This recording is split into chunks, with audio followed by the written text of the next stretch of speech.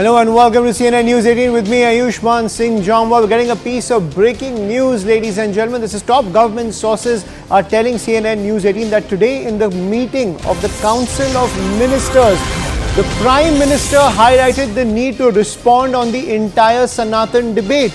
Remember, we had that remark coming in from Tamil Nadu Minister Udayanidhi Stalin, who compared Sanatan Dharma to malaria and dengue. And he also said that Sanatan Dharma is responsible for various social evils and it should be eradicated. But as per top government sources in the meeting of the Council of Ministers, the Prime Minister has made it clear, do not go into history, but stick to the facts as per the Constitution.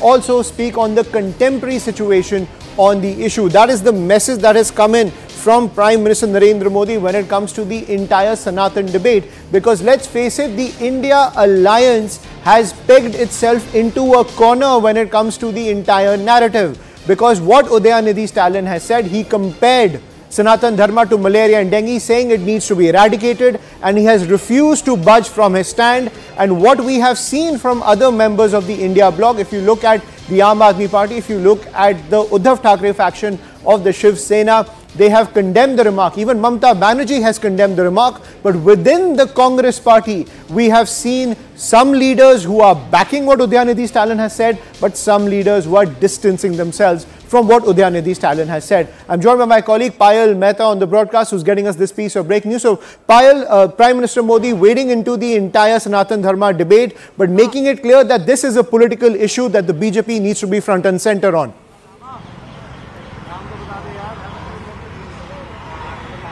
Well, as far as the entire debate around the Sanatan Dharma is concerned, remember this was triggered off by the comment that were made by Udayanidhi Stalin, essentially saying that yes, Sanatan Dharma, he had compared that to malaria and to dengue and all of that, but the clear instruction today is coming from none other than the Prime Minister. We're given to understand by way of top sources that the Prime Minister, while he was speaking at the Council of Ministers meeting and he was talking to them about G20, he is highlighted on that. He's told his party colleagues, in fact, he's told his cabinet colleagues, not to actually get into the history, but to delve into more of the contemporary situation.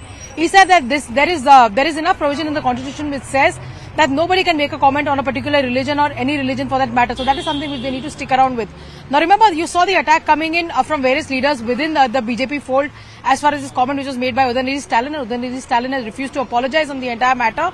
So obviously that's where it really stands. The Prime Minister has advised them that do not get into debates that concern the history, do not dig into the history, but speak about the contemporary issue. India is a country which is looking towards becoming the new India. It's looking at the India of 2047, the Amrit Kal that everybody is speaking about. Why should any political party draw religion into it? Because, even the Constitution says, Ayushman, that you can't seek votes on the basis of religion. But, here you are, you're comparing the majority religion to dengue, to malaria, to parasites. So all of that is something which is not warranted, and it should not have really happened as well. So that's the instruction coming in from the Prime Minister as far as that is concerned. The Prime Minister also made a very, very important point. Now, you've seen this whole debate that is raised over whether India should be called India or should be called Bharat. With the changes that you've really seen, the Rashtrapati had called himself the President of Bharat. The Prime Minister's invitation to the ASEAN Summit also says the Prime Minister of Bharat. So all of these issues have been there, and the opposition parties have been trying to drag them into such issues as well. The Prime Minister has very, very clearly instructed his cabinet colleagues that nobody needs to speak out of turn. This is a very sensitive issue. This is a very sensitive topic at a very, very crucial juncture. So only those designated people who are designated to speak, they have already been told, they have already been identified. Nobody needs to wade into this debate. That's something which is being told to them as well. Remember, you've seen a lot of opposition parties are actually trying to provoke the government. That's what the government has been saying. But there has been a very, very detailed response coming in. And who has the response come in? The response is coming from the party's national president, JP Nadda, through a series of tweets yesterday had exposed the Congress party, exposed their lies. You, of course, had the Assam Chief Minister, Mr. Himanta Biswa Sharma, who also spoke to us and said that this is nothing but an argument which is baseless as far as the opposition parties are concerned. He has clearly in his entire interview with Network 18, he's spoken about the fact that, why is the Congress party so averse to Bharat? Bharat is, India is Bharat, India is also Bharat. That is the kind of instruction that we've really seen in coming in as well. So obviously, that is the argument that really plays out. But the Prime Minister said that there is no need to get into a debate like this. There is no need for anybody to jump into these controversies like this. The designated people have been asked to speak, and they are the ones who will be speaking. So they are the ones who should be speaking as well. What is the BJP saying? What is the government saying? The BJP is saying one thing.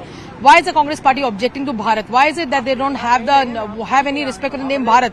India is also Bharat, and that is something which is guaranteed by the constitution as well. So that's something which is very, very important, given the fact that yes, on one front the opposition parties have been saying that Bharat Jodega, and Rahul Gandhi's rallies which have been carried out from Kashmir to Kanyakumari have also said Bharat Jodo. So if there is Bharat Jodo, then the challenge that the BJP and the government have thrown towards Rahul Gandhi is very simple. They tell Rahul Gandhi that if you have so much of respect for Bharat and you call it Bharat Jodo, then ask the opposition fold to respect Bharat as well. So that's the kind of details that you've really seen emerging. Of course, the Prime Minister had a detailed briefing on G20. He told his colleagues to make sure that they do not display VVIP cultures. They are humble in their approach as well.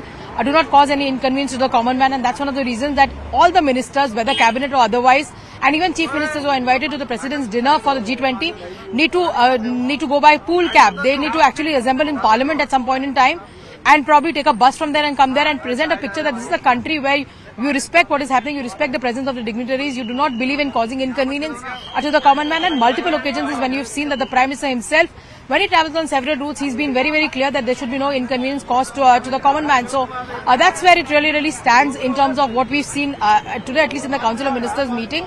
And this is a big message going in from the Prime Minister that this is India, this is new India, this is new Bharat. We talk about contemporary times, we talk about the fact that we do not seek votes in a religion or any particular religion. And he's also spoken about the fact that, we are talking about the fact that this is a country where people are respected irrespective of their positions, caste, creed, etc. And that's why the mantra of the government and the party of the ruling day is being very simple: Sabka Saath, Sabka Vikas, Sabka Vishwas, and Sabka Prayas. That means benefit for all. The development of people in the last line that we see in the last person standing across the line should be benefited. I'm bringing all these updates to our viewers even as we build up to this big meeting that is going to happen at the residence of former President Ramnath Kovind, who in fact here is at his residence on 12 Janpat Road. We are waiting for the Union Home Minister Amit Shah, who is of course a member of this committee that has been set up as far as one country, one election is concerned. I'm bringing in the visuals for our viewers, and in a matter of a few seconds, we are given to understand that Mr. Amit Shah will be here, and we can hear some movement coming in as well. Let's take our viewers through these shots as we wait for Mr. Amit Shah coming in. Now, Mr. Amit Shah comes in to meet the former President of India, and that's a different story altogether as to how the former President of India actually agreed to be a part of this committee. It took a lot of deliberation from the government to reach out to him to actually ask him to be a part of this committee. Adhir Ranjan Chaudhary has been at loggerheads with the government, and there on your screens you see the visuals. Mr. Amit Shah, the Union Home Minister, he's there. Along with him, of course, we can see officials with him. He's entering Ramnath Kovind's residence right now. These are the developments that are panning out. Remember, the government had announced that the committee will in fact be examining the provisions of the one country, one election debate. That committee, of course, has Ramnath Kovind as its chair. Union Home Minister Amit Shah is part of that committee. Law Minister Arjuna Meghwal is also special invitee on that committee.